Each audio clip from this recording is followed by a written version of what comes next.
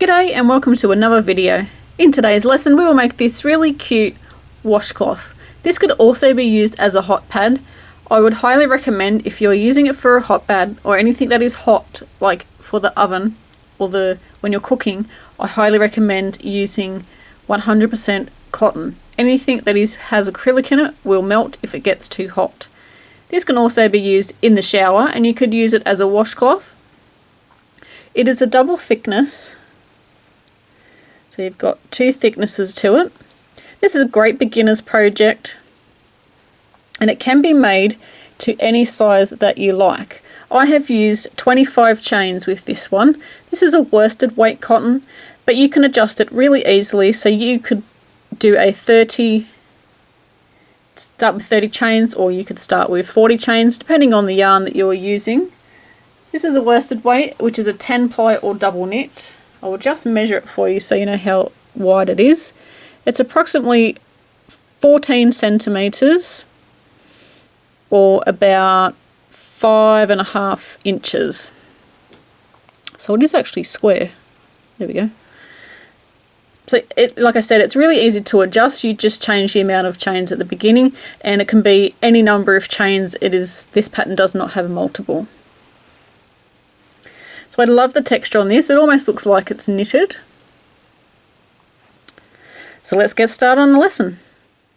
There is also a free written pattern for this dishcloth or face washer or whatever you want to call it. And it is located on my website, and I'll put the link that you need in the description box. We're going to need a yarn needle with a large eye, a pair of scissors, a crochet hook to go with your yarn. I made this one with a 5.5 or an eye size crochet hook, but personally for myself I think that's a little bit too loose in the tension there, so I'm going to be dropping down to a 5.5. You want to have, I would say, firm tension. You don't have to necessarily have tight tension, but you don't want it to be loose. So this is also a H crochet hook, and this is a 10 ply yarn or a worsted weight yarn, and if I remember where I bought this, I will put the link to where I got it in the description box. I know I got it online, but I cannot remember where. It's a Lily Sugar and Cream, and it was 400 grams, but as you can see, it's not anymore. There is 100 grams approximately left on this one, and for this one here I used 40 grams of yarn, so that will give you some idea on what you need. We'll pop those aside. To start off, we're going to make a slip knot. You can do this any way you like.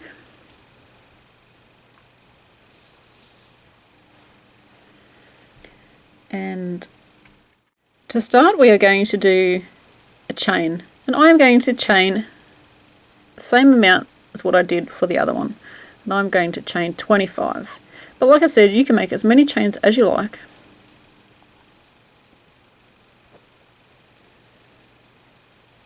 And really, you don't even have to really count.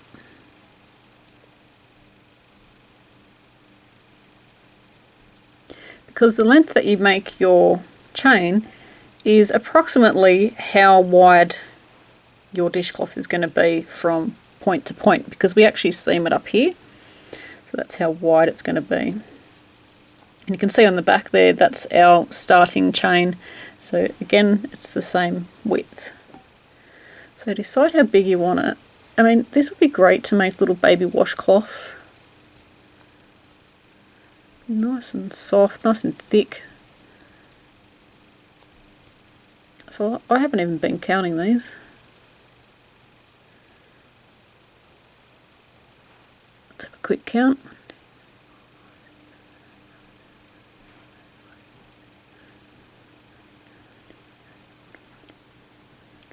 I've actually got 29 chains, but that's okay. It does, like I said, it really doesn't matter how many you start with. So into the second chain from the crochet hook, we do not count the one on our chain, on our crochet hook. That's number 1 and that's number 2. I will be working a half double crochet into there, and I'm going to go under 2 loops. And we need to work the half double crochet stitch to get those ridges that make it look like it's kind of knitted. And we're going to half double crochet in every chain across. And we will be using what is called a camel stitch in what's kind of like the camel stitch. Normally the camel stitch is worked in rows, backwards and forwards, like you turn at the end of the round, but at the end of the row. But we will just be working on one side.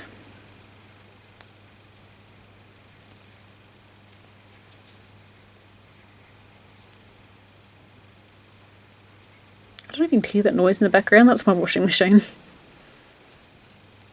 I didn't realise how loud it was. So half double crochet all the way across, and I'll meet you when we're up to our last chain. When we get to the last chain, we're going to work 3 half double crochet in the same stitch. So it's 1, so going back into that same last chain and working 3 stitches. And now what we're going to do is work along the other side of our work. So we need to turn it around,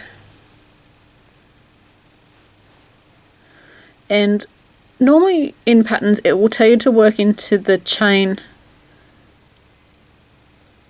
on the other side of the chain, which is in these loops here. But I find if we do that, it makes these big holes like that. So what we're going to do is we're going to work in between in the space that's between the stitches. So you'll see we have a stitch here and then a stitch there, and then there's that little space here. So we're going to, so it's 1, 2, you'll go back 3 stitches because we're not going to work in between those 3. It's just the last one that was by itself, and then we've got the 3 there. So we're going in there, working half double crochet, and then see how we've got a stitch here and a stitch here, and there's a space in there. We're going to go in there.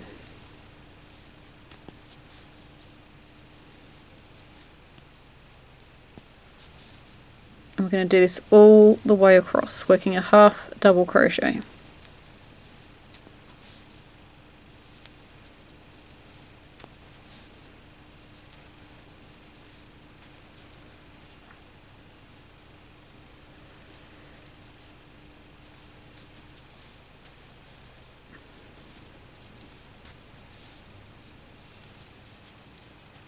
So do this all the way until we get to the end. So see how there's no big holes that we've left. You're going to get the spaces here, but that's okay. But there's no holes in our beginning chain. So I'm just up to my end, and we've got our half double crochet on the end here. And what we want to do is into the chain that half double crochet went into, we want to work 2 half double crochet. So it's just there.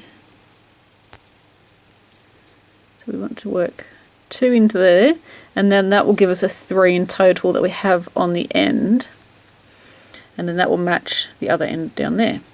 So now we're going to join to the first half double crochet going under both loops, and then work our slip stitch. We're going to work a chain 1. And when we work our half double crochet now, if you don't want yours to look that knitted with the 2 lines like a train track, if you don't want these train tracks, you can work a half double crochet the normal way. But if you want the train tracks, so a normal way would be under both loops. So you've got 2 loops like that. But what we are going to do is we're going to yarn over. So our first stitch is here. We're going to look at the 2 loops. You've got the front one and the back one. And if you go to the back, there will be another loop. Now this one sort of hides, and it is here. On the next ones it's there, there and there. It's really easy to see on the next ones. Just here it's going to hide. So going over, so you kind of got 3 loops. You've got the front, the back, and then the back. you're going to yarn over, go to that back loop, and then pick it up and do your half double crochet.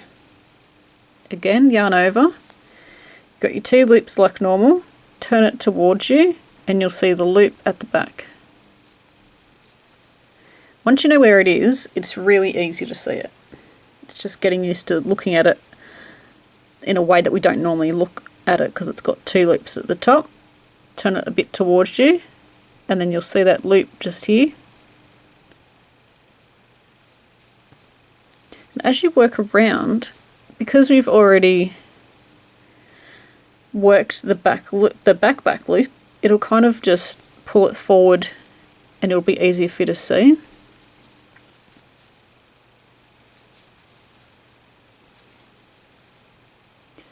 And it'll almost feel like the back loop, which is here, this is the front loop, this back loop here, and the back loop there, it'll actually feel like these 2 loops are the normal 2 loops, but they're not. So, working all the way around. So I'm going to pause the video, and then I'm going to meet you up here and show you what to do. You'll probably know what to do, but I'll show you anyway. And so I'm up to the end, and you're just going to keep working your way around, really. I'm not going to do any increasing, so we've got our 2 loops like normal, and the back one's here. Or the back.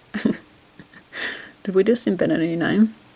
I'm sure I haven't, but I've never really called it the back in any of my videos. So we're just going to go all the way around. So we don't do any increasing at all. And from now on we don't do any more. We're just doing 1 stitch in each.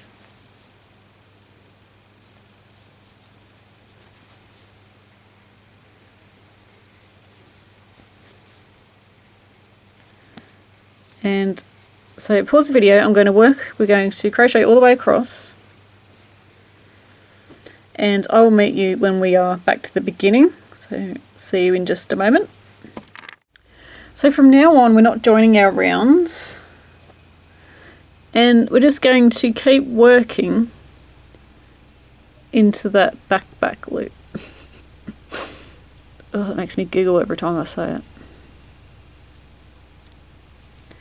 So we're just working all the way around. And it's probably feeling quite natural to you now to work in the back loop. I don't know if it's because I've had a lot of practice with it. What we're going to do is, the amount of rounds will depend on what yarn you are using, what crochet hook, and various different things. Now, what will happen, you can't really tell at the moment, but what happens is we are able to fold our dishcloth like this, and magic happens. So in the next video clip you'll see how many rounds I've done, and it'll all make sense, trust me. When I very first made this I was like, how's that going to fold and become square? It's really not, but trust me, magic happens and you'll see it take shape. So in the next video clip it may be half finished, but I'll show you how it's coming together. So just keep working your half double crochet in your back loop, and you'll be able to see in the next video clip what it starts to look like. So as you can see here, I've done a few amount of rounds, and what we're going to do is we actually open it up and we fold the corners in, and as you can see here the edges aren't touching each other, and we're just going to keep crocheting around until when we fold it in half our edges meet. So that's what mine looks like at the moment. So you're going to fold the edges in and just make sure it's all pulled out properly at the sides. So as you can see, I still need to do a few more rounds. So as you can see now, I've done a few more rounds, and when you fold it in half the edges actually meet together. That's what you want. And when you finish off, you're going to finish off so that you're on a corner, but when you actually fold it that way, that's actually in the middle of a round, as you can see there, but when you fold it, it ends up being on the edge. So I've done Let's have a look how many rounds I've done. 1, 2, 3, 4, 5, 6, 7, 8, 9, 10. I've done 11 rounds altogether. And what we're going to do now is we're going to make the loop that's on our project. So we're going to make a chain, and for the other one I did chain 10. So 1, 2, 3, 4, 5, 6, 7, 8, 9, 10. And we're going to join to the very first chain. So go into the first chain and we're going to make that join. And my yarn's actually going to run out, so what I'm going to do is I'm just going to join in a new piece. And you won't need to do this because yours will still be attached to the ball.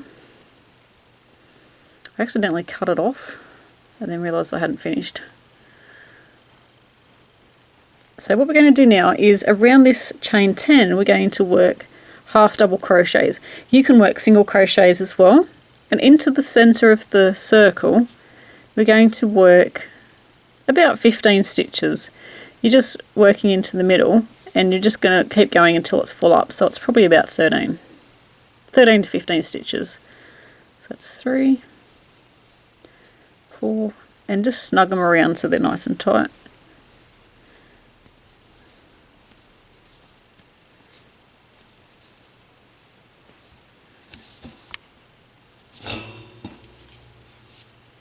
My yarn is not playing nicely.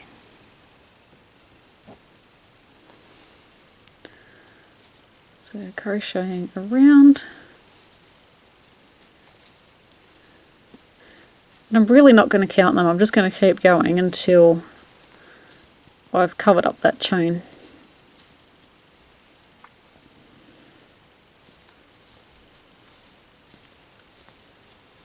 Then what you want to do is slip stitch to the first half double crocheted join.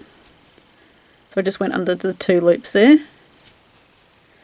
And that finishes off our loop. So we're keeping that still attached. I'm going to fold it in half. And this loop bit will be on the edge. Then we're going to grab our yarn, ignore those bits because they shouldn't be there. Grab our yarn and we're going to make it twice as long. So I've just laid that down, twice as long, cut our yarn, and we're going to finish off, put the strand through the loop, pull tight.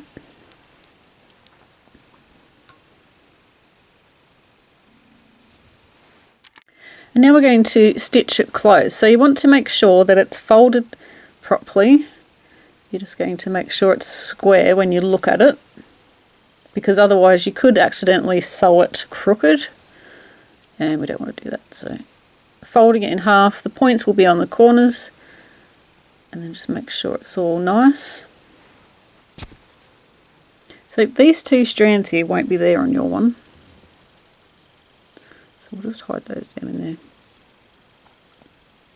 So what we're going to do is, looking at our edges, which are these, we're going to be picking up the loops that are closest to the middle.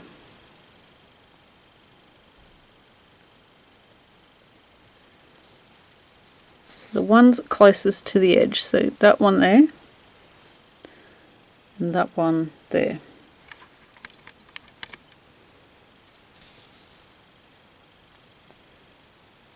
So that one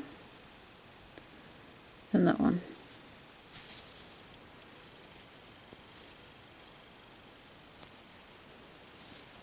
So just pull that tight so that comes down.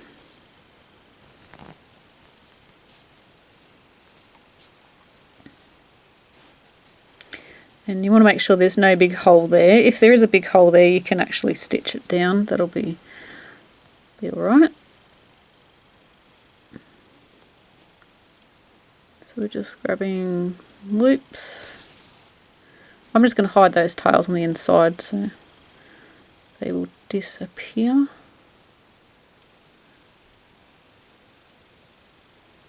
We're going to repeat this all the way down until we get down to the other end of our seam. And as you go along, just pull to tighten up the seam. When we get to the end, we're going to fasten off. We're going to go back through a stitch.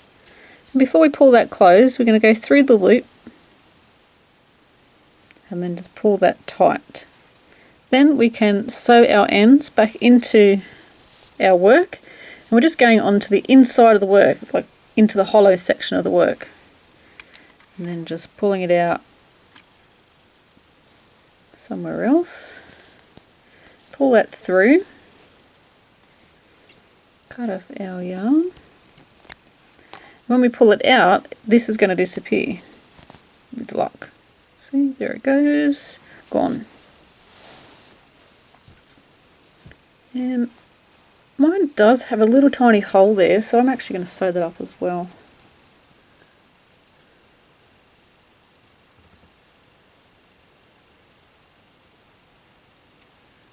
Grabbing some yarn.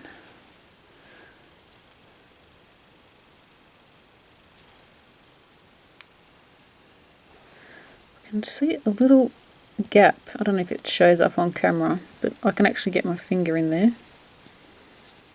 Obviously missed a stitch somewhere. I'm just going to tie that on and then just close up that hole there.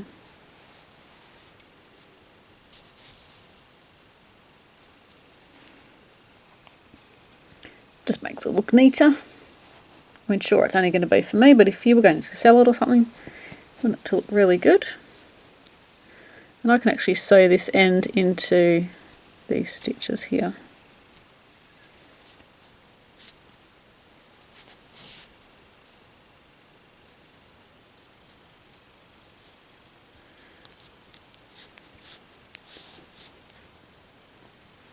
So I'm actually going to compare the sizes of these, because this one was made with a 5mm crochet hook with, I think it was like 29 chains or something, wasn't it, to start with? And the other one was made with 25 chains and a 5.5mm crochet hook.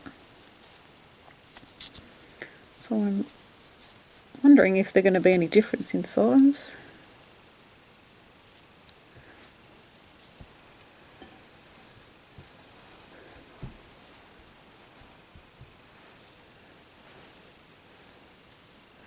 Not really, just a little bit different. A little bit tighter. But this has actually got more chains than that one.